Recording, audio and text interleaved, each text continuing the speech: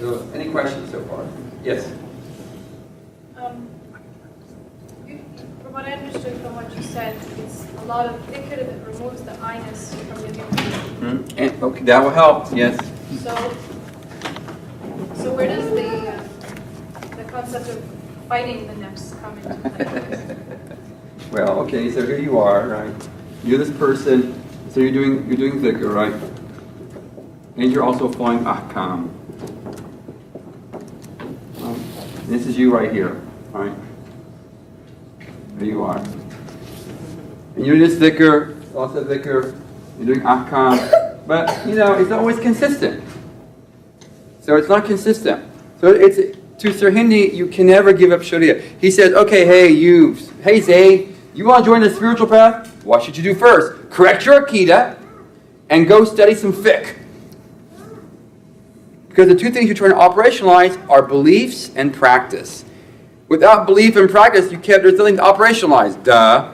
So first you go learn Aqidah and you go learn fiqh. Your basic requirements. He said, once you've done that, he says, now you've prepared the two wings to soar. The wing of Aqidah and the wing of practice. And now you can fly. So you always have to have your Aqidah, and you also have to have your fiqh in place. So those are always constant. So you're always, in a sense, you're already in a process of controlling the nafs. But this is where Sirhindi takes a difference from Ghazali and everyone else. This is where he's different. So I'll show what I mean here. Now this is a peculiar Naqshbandi thing, so you're just going to get it and you just accept it when you don't have to believe it or not, but this is how he talks about it. There's your heart, and there's the nafs. The nafs is associated with the physical body. To Sirhindi and Samnani before him and others, Najm Kubra also mentioned these issues. The nafs and the physical body. So what's the physical body? Is your physical body. It's you as you go in your physicality. The nafs is a ruhani reality, but it's created from the nafs, from the physical side. So to help you understand from Sirhindi's point of view what this is, he mentions a thing called the ruh, and a thing called the sir, and a thing called the khafi, and a thing called the akhfa. But what these really are basically, this is like heart called with a large Q. But it's like a breakdown. I like to describe it like a zip file. Like there's you, and you have these zip file, you have a bunch of files. And so, or another way I describe it is like pure light. There's white light, which is many waves of electromagnetic energy. You put them to a prism, now they separate.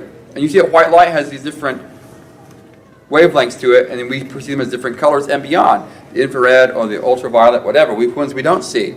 But when they get together, it seems like one white light. So you're like that. And so for the Naqshbandis, what they did is they open the file up, and they work on the file. And they try to bring each thing to a proper order until you zip the file up again and you move on from there.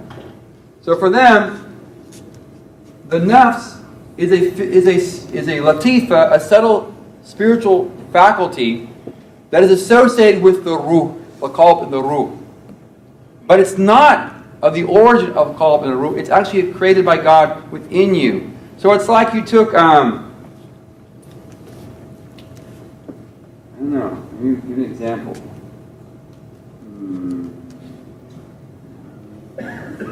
Let's say that this is like the spiritual faculties, the heart and the ruh, and this is the physicality, and the heart has a relationship with the nafs, is able to come to it. It's like where like two carriages on a train can connect, so that it creates a connection.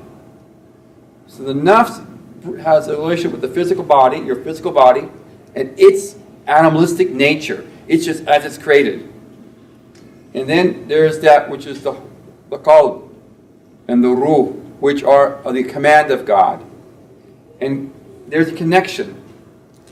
So what happens if you're able, now, most people, the nafs is amara, it means its focus is towards physicality. That means it pulls everything with it. This is the rebellious Muslim. If you can take this nafs and make it itmitnan, what happens is it now shifts from its relationship with the physical body to the relationship with the heart. But what it does, it now brings the body with it. So what you actually struggle with is not the nafs anymore, it's struggling with the physical body. But how do you struggle with the physical body? How do you do that? Well, now the nafs agrees with the heart, and these are all focused on remembrance of God. It's itmitnan. That means it doesn't want to rebel against God anymore. It's listening to God. It fulfills God's commands about not getting near alcohol and not touching that mahram woman and not backbiting with your physical tongue and not using your physical eyes to look at haram things. And now that's your tarbiyah. That's how it happens. It's as simple as that. It's the best way I can explain it. That's exactly what this whole spiritual process is about. And for the Naqshbandi, you go through a process of each one of these. Until the end, it becomes a giant zip file. And it's just, and even your physical body becomes one thing. It's like this person had these things that are all brought together, and now you just move forward in your spiritual, in your life like that. So that now your physical body, what you do is dhikr. That's why for Sirhindi, on the beginning of the spiritual path, when you read Quran, for example, he calls it the actions of the abrar, of the pious people. But near the end of the path, let me explain that correctly. Your Quran reading itself is now a litany for you. It's actually a weird. It's no longer just an act, a pious act. It's actual means of nearness. Therefore, as you progress on the spiritual path, you emphasize the sunnah like anyone else. You do the sunnah, the prayers, you do these things, but your real spiritual journey occurs in the salah, and now it doesn't occur through dhikr. Because you've transformed your salah into an actual salah, and it becomes a miraj at the moment. All those things which are always there now really affect you in a different way. He says, this is what it's about. It always was that. And that's why we'll get to talk about tomorrow. He says, this is the path of the Prophet ﷺ. And what we're trying to do through this path is to get us to that path. And what we get is by mastering the nafs through dhikr. I hope that makes some sense to you. Anyway, it does to the Naqshbandis. That's their theory. No, it's like Hanafis trying to explain something to the Shafis, The Shafis don't accept ihsan. That's tough luck for that, The Hanafis have it. Yes, go ahead. On the topic of rida, there's rida with al-ahkam al-shar'iyya, the legal rulings of the sharia itself, and then there's rida with qada. So, with Allah's decree. Is there an order, or do they occur in parallel? It's all in the same concept of rida. It's all together. So, you're saying that the human being starts out not having... Most of us don't. Most of us don't. Be realistic. You all know yourselves better than I know yourselves. Are you all so content with everything that God throws your way? Probably not. Are you always fulfilling your prayers on time? Maybe not all the time. Do you always eat halal? Maybe not all the time. Are you always so mindful of everything you do? Are you caught? And he says it's not just taqwa. He says the actual path is wara'. What is wara'? Wara' is where you avoid the things that are not only... You avoid things, excessive things that are mubah. It's just halal, but you avoid it out of fear of falling into something haram, according to the hadith. So this is the highest place to be. It's like Sayyidina Abu Bakr. He eats something haram, he makes himself vomit. Because you don't want your prayers to be effective for 40 days, for example. That's the true state to be. That's prophetic. It doesn't mean you can't be that way, it's just that, you got to choose. And so, that means that tomorrow, but to understand this more, you have to understand, which I want to talk about tomorrow, is his idea of this haqiqat Muhammadiyya, this higher reality. Where, for example, when I talk about what Allah as being wajibul wujud, necessary existence, okay, God's like the first mover and the Aristotelian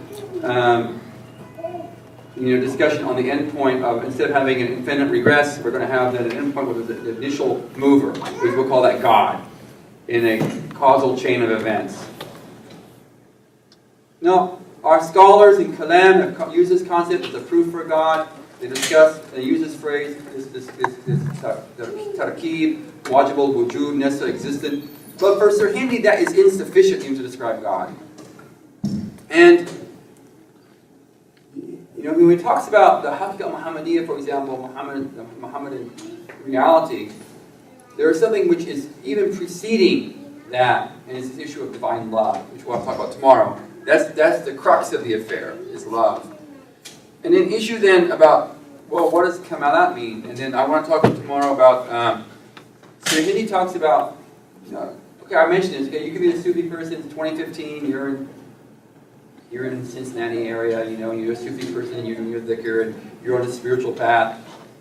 And this is a cool thing, it's cool, I'm really great for you, mashallah, you get 10 thumbs up from me, But Sirhindi talks about, in a letter, he says, who's better? The Sufi in his corner doing his dhikr, who's purifying his nafs, or he uses the idea of a student of knowledge who's learning Sharia, teaching it, but he's a prisoner of his nafs amara still. He's a prisoner of his nafs amara. Who's better? He says the student of knowledge is better. Why? He's teaching prophetic knowledge to people. He may not follow it himself, but he's doing it. This guy in the corner is just taking care of his own soul. We said, but blessed is the person who combines the two. Blessed is the person who combines Sharia knowledge with tasawwuf. That person is the blessed person. Because they are not only heirs of the Prophet through knowledge, they are masters of their souls. And those are the people who are the physicians of the Ummah. For Sirhindi, he wasn't concerned about creating a bunch of Sufis in a lodge. He wanted to create transformed human beings who would be heirs of the Prophet amongst the people. That's what it was about. You don't need many people to do that. You need a few good ones. Every person should strive for these things, for self-tazkiyah. But only a few will be true heirs of the Prophet because they have knowledge coupled with tazkiyah. And they go out and they teach people.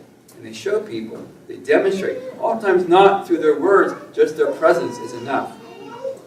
As the Prophet said, he was asked, who's the best person to be with? He says, the person when you see him, Allah is remembered.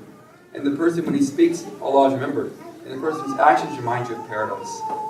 This is the best person to sit with. It's just a jalis, a fellowship, a sohbah with that person is good for you.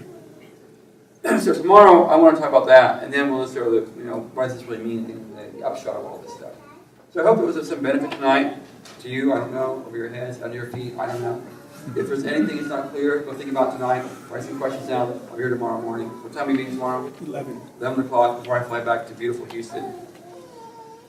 Anything? Any questions right now?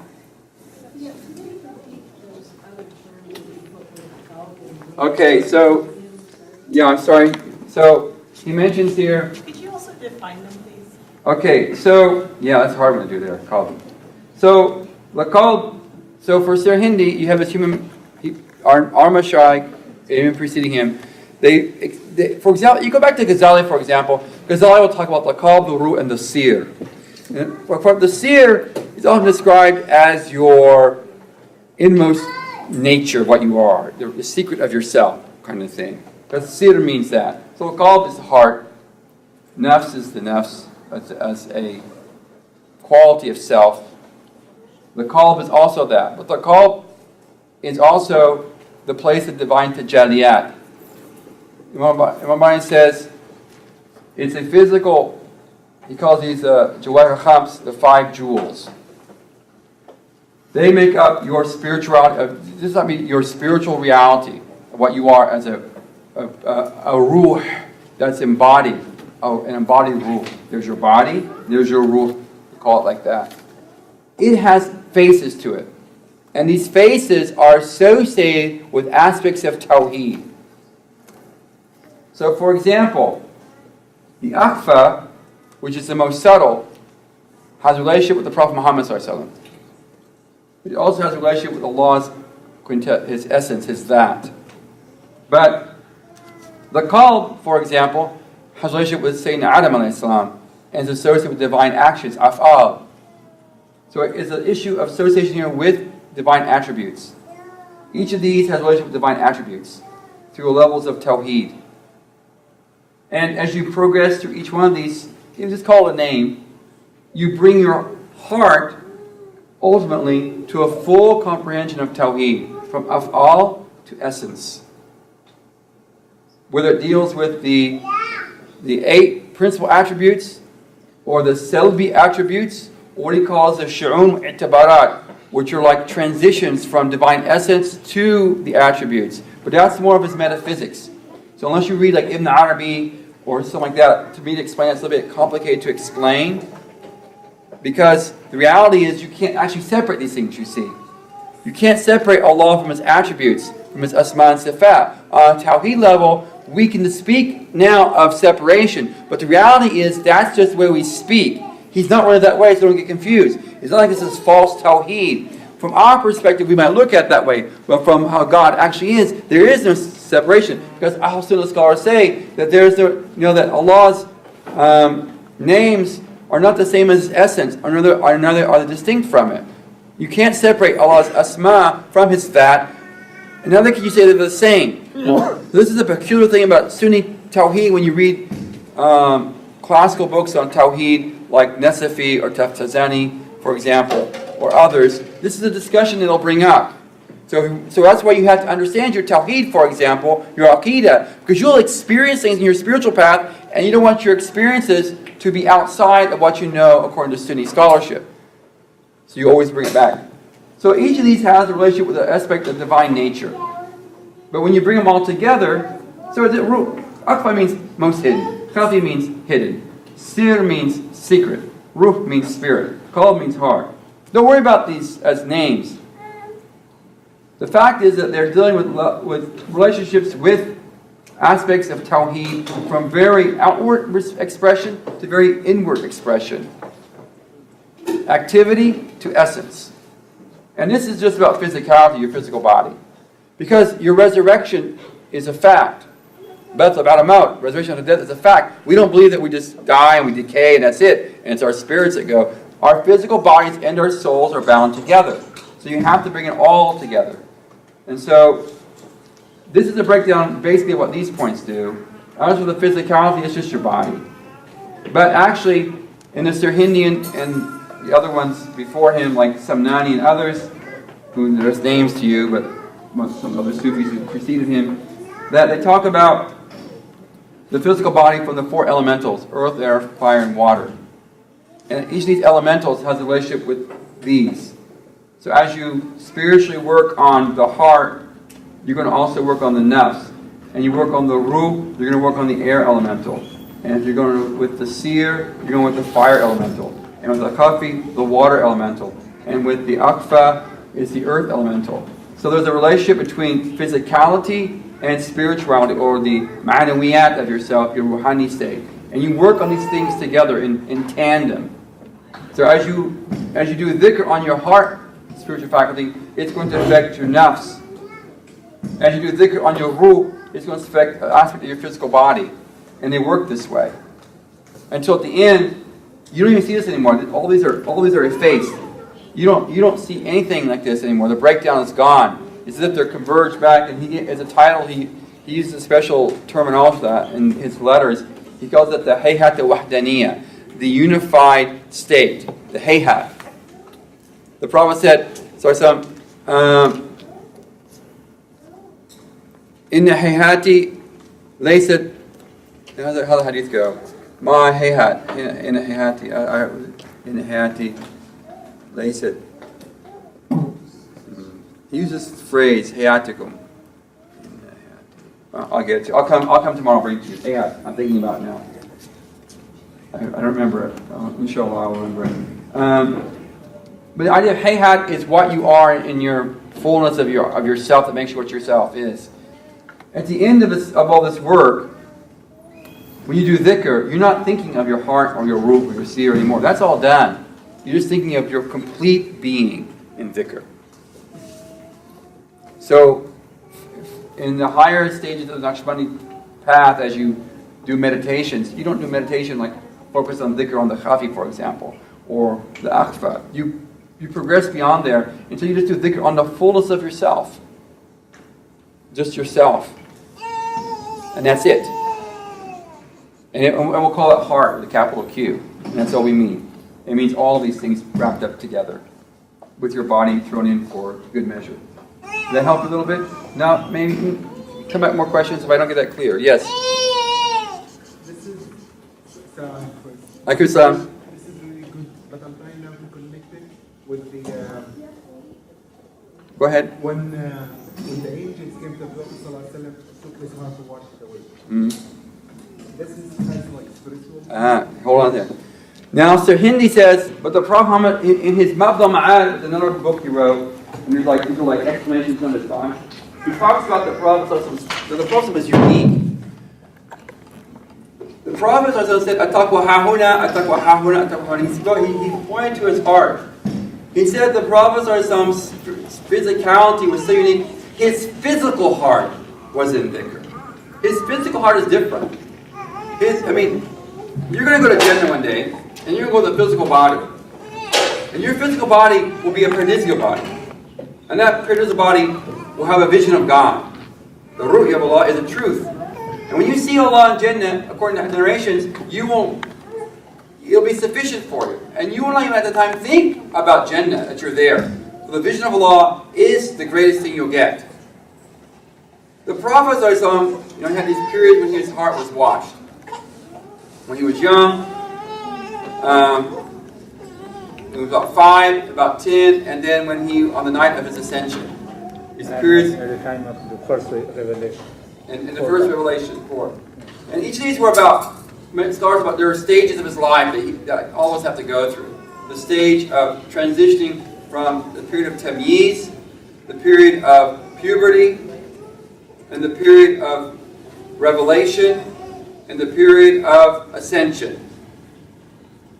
And the Prophet's heart is literally a physical heart that when his eyes were asleep, his heart was awake, literally, in a state of awareness of Allah. But it's this heart that we all connect with in some way. And this is where the Sufism, it's hard to sort of explain. For example, he spoke of Sayyidina Abu Bakr, right? And he said, Abu Bakr's presence over here isn't because his extra fasting or extra things. It was something that was settled into his heart, the nature of his heart.